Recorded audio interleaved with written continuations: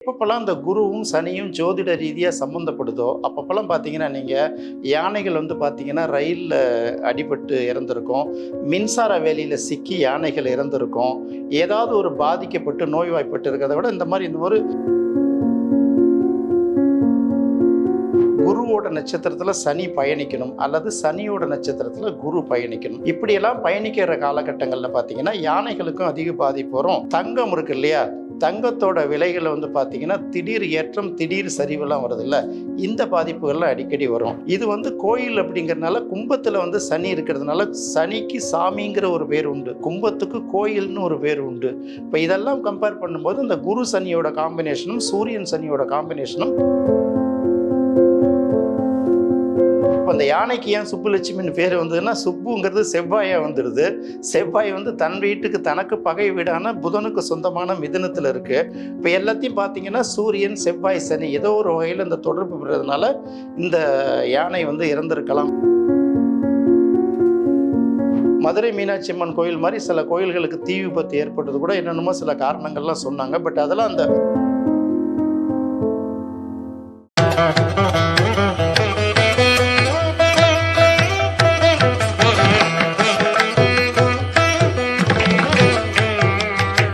திருவருள் டிவி நேயர்களுக்கு வணக்கம். இன்று நம்முடன் இணைந்திருக்கும் சிறப்பு விருந்தினர் மூத்த பத்திரிகையாளர், அரசியல் விமர்சகர், ஜோதிட ஆய்வாளர் திரு ராஜேந்திரன் அவர்கள். வணக்கம் சார். வணக்கம். திருவருள் டிவி நேயர்களுக்கும் வணக்கம் சார். சமீபத்தில் ஒரு துன்பகரமான ஒரு நிகழ்வு நடந்திருக்கு. அதாவது குன்றக்குடி கோவிலில் சுப்புலட்சுமி அப்படின்னு அழைக்கப்படக்கூடிய ஒரு யானை வந்து தீ விபத்தில் உயிரிழந்திருக்கு சார். ஸோ இந்த விபத்துக்கு பின்னாடி இருக்கக்கூடிய ஜோதிட ரீதியான உண்மைகள் என்ன, அதுக்கு பின்னாடி இருக்கக்கூடிய அந்த கருத்துக்கள் என்ன சார்? ஜோதிட ரீதியாக பார்க்கும்போது நம்ம அரசியல் ரீதியாக பார்க்க முடியாது. எல்லாத்துக்கு பின்னாடி ஒரு கிரக சேர்க்கைகள் இருக்குது. இதை நம்ம சொன்னோம்னா என்ன சொல்லுவாங்க, எதையா நீங்கள் முன்கூட்டியே சொல்லலை அப்படின்னு ஒரு கேள்வி கேட்பாங்க. நீங்கள் ஏன் முன்கூட்டியே கேட்கலன்னு நம்மளும் ஒரு கேள்வி கேட்போம். நாட்டில் வந்து 100 விதமான சம்பவங்கள் ஒரு நாளும் நடக்கும். இதில் எது வந்து அதிகமாக கவனத்தை இருக்குதோ அதை பற்றி தான் நம்ம பேசுவோம் இல்லைங்களா.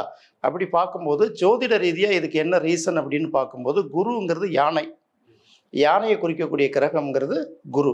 அப்போ குரு அப்படின்னு பார்க்கும்போது அப்போ வந்து இதுக்கெல்லாம் டிஸ்டர்பன்ஸ் கொடுக்குற கிரகம் அப்படின்னு பார்க்கும்போது சனி தான். எப்பப்பெல்லாம் இந்த குருவும் சனியும் ஜோதிட ரீதியாக சம்மந்தப்படுதோ அப்பப்பெல்லாம் பார்த்தீங்கன்னா நீங்கள் யானைகள் வந்து பார்த்தீங்கன்னா ரயிலில் அடிபட்டு இறந்துருக்கும், மின்சார வேலியில் சிக்கி யானைகள் இறந்துருக்கும், ஏதாவது ஒரு பாதிக்கப்பட்டு நோய்வாய்ப்பட்டு இருக்கிறத விட இந்த ஒரு இயற்கை மரணத்தை தாண்டி இந்த மாதிரி ஏதாவது ஒரு வகையில் செயற்கை மரணங்கள் வந்து தொடர்ந்து இருக்கும். இது நீங்கள் தொடர்ந்து இந்த செய்தித்தாள்களில் இந்த நெட்டில் வரக்கூடிய இதை சர்ச் பண்ணி பார்த்தீங்கன்னா கரெக்டாக அந்த குருவும் சனியும் எப்பப்பெல்லாம் ஏதாவது ஒரு வகையில் தொடர்பு போடணும். அது எப்படின்னா, குருவை வந்து சனி பார்க்கணும், அப்படி இல்லையா குருவை வந்து சனி சேர்ந்து இருக்கணும், அப்படி இல்லையா குருவோட நட்சத்திரத்தில் சனி பயணிக்கணும் அல்லது சனியோட நட்சத்திரத்தில் குரு பயணிக்கணும். இப்படியெல்லாம் பயணிக்கிற காலகட்டங்களில் பார்த்தீங்கன்னா யானைகளுக்கும் அதிக பாதிப்பு வரும். தங்கம் இருக்கு இல்லையா, தங்கத்தோட விலைகளை வந்து பார்த்தீங்கன்னா திடீர் ஏற்றம் திடீர் சரிவெல்லாம் வருதில்ல, இந்த பாதிப்புகள்லாம் அடிக்கடி வரும். இப்போ நீங்கள் பார்த்தீங்கன்னா கும்பராசியில் சனி இருக்குது. இந்த கும்பராசியில் இருக்கக்கூடிய சனி வந்து கும்பராசியில் இருக்கக்கூடிய நட்சத்திரம் 3 நட்சத்திரம் இல்லையா. அவிட்டம் வந்து செவ்வாயோட நட்சத்திரம், சதயம் வந்து ராகுவோட நட்சத்திரம், அடுத்தது பூரட்டாதி வந்து குருவோட நட்சத்திரம். இந்த குருவோட நட்சத்திரத்தில் இப்போ சனி பயணிச்சுக்கிட்டு இருக்கு. அடுத்தது பார்த்தீங்கன்னா இன்னொரு பக்கம் பார்த்தீங்கன்னா வந்து வக்கரத்துலேயும் இருக்குது இப்போதைக்கு சனி. அப்போ பார்க்கும்போது இது வந்து பார்த்தீங்கன்னா ஒரு தீ விபத்தினால், அதாவது வந்து ஒரு பாதுகாப்பான இடத்துல இருக்கக்கூடிய யானை வந்து ஒரு இதில் இறங்குது. கும்பம் அப்படிங்கிறது கோயிலையும் எடுத்துக்கணும். கும்பம்ங்கிறது கோயிலையும் குறிக்கும், மலை குகையும் குறிக்கும், மைதானத்தையும் குறிக்கும், கல்லறையும் குறிக்கும். அப்போ இந்த கும்பத்தில் இருக்கிறதுனால கோயிலை நம்ம மெயினாக பார்க்கும்போது இது இருக்குது. அடுத்தது வந்து பார்த்திங்கன்னா இந்த தீ விபத்து அப்படின்னு பார்க்கும்போது பார்த்திங்கன்னா இதுவும் பார்த்திங்கன்னா இந்த சூரியன் சனி இதெல்லாம் சம்மந்தப்படும் போது, சூரியன் சனி செவ்வாயெல்லாம் சம்மந்தப்படும் போது இந்த மாதிரி ஏதாவது ஒரு பாதிப்பு வரும். ஏற்கனவே பார்த்திங்கன்னா ஆவணி மாதம் முழுவதும் பார்த்திங்கன்னா சூரியன் வந்து சிம்ம ராசியில் இருந்திருக்கும்.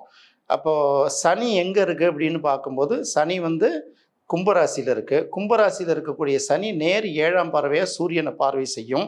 இந்த சூரியன் 7ஆம் பார்வையாக சனியை பார்வை செய்யும். அப்போ சமசப்தம பார்வை அப்படின்னு ஜோதிடத்தை சொல்லுவாங்க. சப்தமம்னா 7, 7ஆம் இடத்துல இருக்கக்கூடிய கிரகங்களை இந்த கிரகம் எல்லா கிரகமும் பார்க்கும். அப்போ சூரியன் சனியை பார்க்குது, சனி சூரியனை பார்க்குது.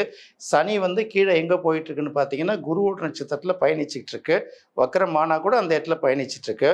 அப்போ சூரியன் சனியோட பார்வையும் சனி வந்து குருவோட நட்சத்திரத்தில் பயணிக்கிறது தான் இதுக்காக முக்கியமான காரணமாக இருக்கக்கூடும் அப்படின்னு நான் நினைக்கிறேன். நெல்லைவசன் ஐயாவோட அப்போ நிறைய நூல்களில் பார்த்தீங்கன்னா யானையெல்லாம் எப்போ அடிப்படுது பார்த்தீங்கன்னா இதுக்கெல்லாம் எழுதியிருப்பாங்க. அதே மாதிரி வந்து சில இந்த பக்தர்கள் அந்த திருப்பதி மலையில் புலி விரட்டுதுகிட்டதெல்லாம் சில ஒரு கட்டத்திலாம் ஒரு செய்திகள்லாம் வந்துட்டு இருக்கும்ல. இது எல்லாமே பார்த்தீங்கன்னா இந்த மாதிரி கிரக சேர்க்கைகள் தான் இதுக்கு நம்ம காரணமாக சொல்லலாமே தவிர, பட் இதை எந்த அளவுக்கு வேற எடுத்துகிட்டு போகிறோன்னு தெரியல. எப்பப்பெல்லாம் இந்த குருவும் சனியும் ஒரு தடவை சம்மந்தப்படுதோ அப்பப்பெல்லாம் அந்த மாதிரி வனவிலங்குகள் குறிப்பாக யானைகளுக்கு வந்து அதிக அளவு பாதுகாப்பு கொடுக்கணும். இந்த மின்வேலிகள் அமைக்கிறவங்கெல்லாம் வந்து அதிகமாக நம்ம வந்து எக்க ஏது அப்படின்னு பார்த்துக்கணும். இது வந்து கோயில் அப்படிங்கிறதுனால கும்பத்தில் வந்து சனி இருக்கிறதுனால சனிக்கு சாமிங்கிற ஒரு பேர் உண்டு, கும்பத்துக்கு கோயில்னு ஒரு பேர் உண்டு. இப்போ இதெல்லாம் கம்பேர் பண்ணும்போது இந்த குரு சனியோட காம்பினேஷனும் சூரியன் சனியோட காம்பினேஷனும் இந்த யானை இறந்ததுக்கு முக்கியமாக காரணமாக இருக்கலாம்னு நான் நிற்கிறேன். இது என்னுடைய தனிப்பட்ட கருத்து தான். இதோட நல்ல கருத்துக்கள் கூட மற்ற மூத்த ஜோதிடர்கள், அனுபவம் வாய்ந்த ஜோதிடர்கள் சொல்லலாம்னு நினைக்கிறேன். எனக்கு தெரிஞ்ச என் மனசில் பட்டதை நான் இதை சொல்கிறேன். இப்போ குன்றக்குடி அப்படின்னு பார்க்கும்போது குன்றம் அப்படிங்கிறது மலையை குறிக்கக்கூடியது. குன்றம் அப்படிங்கிறது மலையை குறிக்கிறதுனா செவ்வாயை குறிக்கக்கூடியது, மலையை குறிக்கிறது. இந்த இடத்துல முருகனையும் குறிக்கிறது. குன்றக்குடிங்கிறது எத்தனை கடவுள்கள் இருந்தாலும் முருகனுக்குன்னு ஒரு தனி அமைப்பு இருக்கு இல்லையா? அப்போ இந்த செவ்வாய் அப்படின்னு பார்க்கும்போது இந்த செவ்வாயும் இந்த இடத்துல சம்மந்தப்படுது. செவ்வாய், சூரியன், சனி எப்பப்பெல்லாம் சம்மந்தப்படுதோ ஏதாவது ஒரு விதமான அசம்பாவித சம்பவங்கள் நடைபெறும். அப்படி பார்க்கும்போது செவ்வாய் வந்து சனி இருக்கிற இடத்துல இருந்து 5ஆம் இடத்துல இருக்கு. அப்போ இது ஒரு காற்று ராசி, அதுவும் ஒரு காற்று ராசி. தீ பரவறதுக்கு காற்று ரொம்ப அவசியமாக தேவைப்படுது. கும்பம் அப்படிங்கிற காற்று ராசியில் இருக்கக்கூடிய சனியையும் மிதுனம்ங்கிறக்கூடிய காற்று ராசியில் இருக்கக்கூடிய செவ்வாயும் பார்த்தீங்கன்னா ஒரு வகையில் சேர்க்கையை எடுத்துக்கலாம். இன்னொரு பக்கம் இந்த சனியும் சூரியனும் நேர் 7ஆம் இடத்துலேருந்து ஒன்றை ஒன்று பார்வை செய்கிறதுனால இந்த சூரியன் செவ்வாய் சனி காம்பினேஷன் ஒரு ஒரு ஒரு பாதிப்பை கொடுத்துருக்கு. யானை அப்படின்னு பார்க்கும்போதே பொதுவாகவே வந்து காட்டில் இருக்கிற யானையை விட கோயிலில் இருக்கிற யானை வந்து பார்த்திங்கன்னா காட்டில் இருக்கிற யானைக்கிட்ட கிட்ட போக முடியாது, நம்ம நெருங்க முடியுமா, பயம் இருக்கும். கோயிலில் இருக்கிற யானை எப்படின்னா அதை வந்து தொடர்ந்து பார்க்குறது, அதுக்கு வாழைப்பழம் கொடுக்கறது, தேங்காய் கொடுக்கறது, பிஸ்கட் வாங்கி கொடுக்கறது, இப்படி பழகிறதுனால மக்கள் வந்து அதுக்கிட்ட நெருக்கமாக பழகிடுவாங்க. அதே போல் யானையும் பார்த்திங்கன்னா அதோட தன்மை மாறி மக்களோட அதிகமாக பழக ஆரம்பிச்சிடும். அதுவும் கோயில் அப்படின்னு வரும்போது கோயில் யானைன்னா அது கடவுளோட அவதாரமாகவே நம்ம கருதக்கூடிய நிலை இருக்கு இல்லையா? அதனால அந்த சுப்பு லட்சுமிங்கிறது, சுப்புங்கிறது இந்த இடத்துல செவ்வாய் வந்துடுது. அப்போ அந்த யானைக்கு ஏன் சுப்பு லட்சுமின்னு பேர் வந்ததுன்னா சுப்புங்கிறது செவ்வாயாக வந்துடுது. செவ்வாய் வந்து தன் வீட்டுக்கு தனக்கு பகை வீடான புதனுக்கு சொந்தமான மிதுனத்தில் இருக்கு. இப்போ எல்லாத்தையும் பார்த்தீங்கன்னா சூரியன் செவ்வாய் சனி ஏதோ ஒரு வகையில் இந்த தொடர்பு பெறதுனால இந்த யானை வந்து இறந்திருக்கலாம் அப்படிங்கிறது என்னுடைய கருத்து. ஓகே, இது வந்து சில கிரக சேர்க்கைகளில் சில அசம்பாவிதங்கள் நம்மளையும் மீறி நடக்கிறது உண்டு. யானை இந்த மாதிரி அதாவது யானைக்கு பாதுகாப்பு கொடுக்குறதே வந்து பார்த்தீங்கன்னா ஆஸ்பெஸ்டாஸ் சீட்னால ஹீட் அதிகமாக இறங்குதுன்னு தான் அவங்க கூரை வைந்திருக்கு. அந்த இடத்துல எலக்ட்ரிசிட்டி வந்திருக்கு. எலக்ட்ரிசிட்டி மின்கசிவுன்னு சொல்கிறாங்க.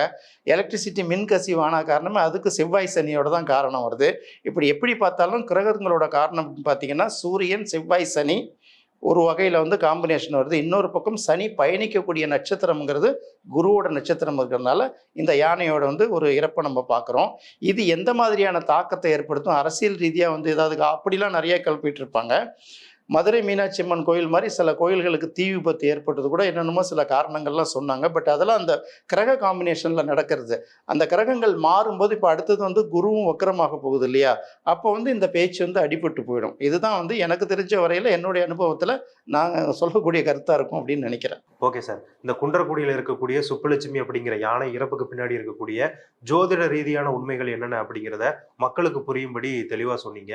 ஸோ இதே மாதிரி இன்னொரு பதிவில் சந்திக்கலாம். நன்றி. நன்றி.